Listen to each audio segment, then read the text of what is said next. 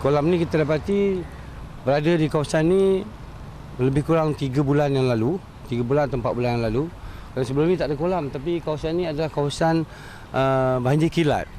Bila berlaku hujan lebat, selalu berlaku banjir di sekitar daerah parking sebelah bangunan tu atau sebelah flat Capella tu berlaku banjir. Mungkin kolam ni dibina untuk menarik takungan air yang waktu banjir kilat itu sebagai kolam tadahan air. Tapi tujuan dia mungkin baik, tapi lama-kelamaan dia jadi mudarat sebab kita dapati kolam ni air bertakung dan tidak ada aliran.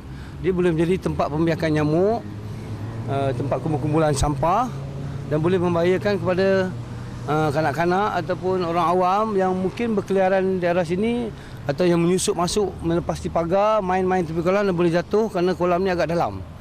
Jadi saya rasa pihak berkuasa tempatan kena siasat kembali atau kena revisit balik apa tujuan kolam ni dibuat dan apakah tujuannya itu dah mencapai maksud yang mereka nak buat kolam ni. Dari segi pemandangan memang jadi orang kata jadi eyesore sebab dia kawasan ni adalah kawasan padang parking. Tiba-tiba ada kolam pula di tengah-tengah padang parking ni. Jadi dan dia pula di tepi jalan betul-betul, di tepi main road. Betul-betul jalan besar. Jadi nampak macam tak cantik lah. Masalah kolam ni mewujudkan satu pemandangan yang tidak baik untuk penduduk setempat, mengancam keselamatan, pembiakan Aedes, peningkatan denggi. Itu yang menjadi punca utama kebimbangan penduduk di sini lah. Dari segi sampah sarap, makin lama kita tengok makin banyak pertambahan dia. Macam sebelum ni tak ada sampah sarap, tidak diselenggara dengan baik. Ada orang buang. Ada orang buang, jadi sampah sarap ni boleh menyebabkan busuk, kotor, mencemarkan alam sekitar kita. Pertamanya saya dimaklumkan bahawa kolam ini diadakan adalah untuk sebagai pemampan kepada banjir kilat yang berlaku di kawasan ini. Jadinya kita lihat baguslah kalau ada tindakan yang segera sebegini. Bila banjir kilat berlaku, dia tidak menjadi banjir yang seperti yang selalu berlaku di kawasan ini. Okey, settle, bagus. Tetapi saya lihat apa yang dibuatnya adalah bersifat sementara. Bersifat sementara, saya tak nampak solusi yang kekal yang mana sepatutnya tidak ada satu perkara selesai, dia menimbulkan masalah yang lain. Hari ini kita tengok kolam yang diadakan hari ini, dia menimbulkan permasalahan yang lain. Hari ini sepatutnya kolam tadahan ini sebagai pemampan kepada banjir. Tetapi kalau hari ini banjir kilat berlaku, dia dah tak boleh jadi pemampan banjir. Sebab apa? Kolam ini penuh dengan air dah. Dia sepatutnya immediately selepas banjir hujan yang lebat, lebihan air itu akan masuk ke dalam kolam. Hujan berhenti, immediately dia kena keluarkan air daripada kolam ini supaya hujan yang akan datang ia akan boleh menjadi sebagai tempat tadahan takungan untuk air banjir, limpahan air yang akan datang. Dan keduanya, bila dah bertakung yang sebegini, saya tengok air ni tidak bergerak. Dan kita penduduk maklum dia sangat-sangat khawatir kolam tadahan ini akan menjadi pusat pembiakan nyamuk Aedes yang akan membawa wabak denggi ke kawasan ini.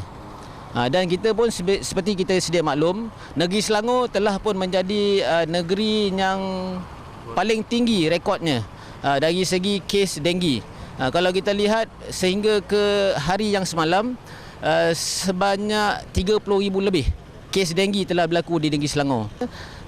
Kita mengharapkan supaya pihak yang berwajib, yang bertanggungjawab perhalusi betul-betul supaya jangan berlaku Kita tak nak benda ini menyebabkan kematian di kawasan ni. Bila kalau ada apa-apa berlaku, semua orang tak nak bertanggungjawab. Tapi masalahnya di manakah tanggungjawab kita untuk menyediakan prasarana yang baik, keselesaan yang baik kepada penduduk. Penduduk juga kita kalau lihat dia bayar cukai pintu.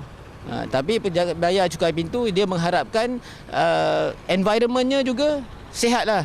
Kita tengok yang keduanya, ia menjadi tidak selamat. Di mana kalau anak-anak penduduk di kawasan ini bermain di kawasan ini, dia boleh masuk kerana pagar yang ada di sini ia hanyalah pagar menutupi sebagai syarat saja, tapi boleh angkat, boleh masuk ke dalam. Kita sebelum perkara berlaku, baik kita buat langkah-langkah berjaga-jaga supaya tidak berlaku musibah, peristiwa yang tidak kita ingini. Dan yang ketiganya, dia pun dah mula menjadi pusat pembuangan sampah. Pusat pembuangan sampah, kalau kita lihat di corner semua kita nampak dah sampah, longgokan sampah, dan dia telah pun menimbulkan satu bauan yang tidak enak. Jadi saya ambil maklumlah dengan perkara-perkara ini. Saya faham isu ini bukan isu yang sentiasa menjadi keresahan kepada penduduk, dan saya ambil isu ini, kita akan cuba panjangkan kepada pihak PBT, pihak yang bertanggungjawab. InsyaAllah kita akan merujuk kepada MBSA. Kita nak tahu apa status sebenarnya, apa yang mungkin plan, apa-apa perancangan mereka terhadap kolam tadahan ini.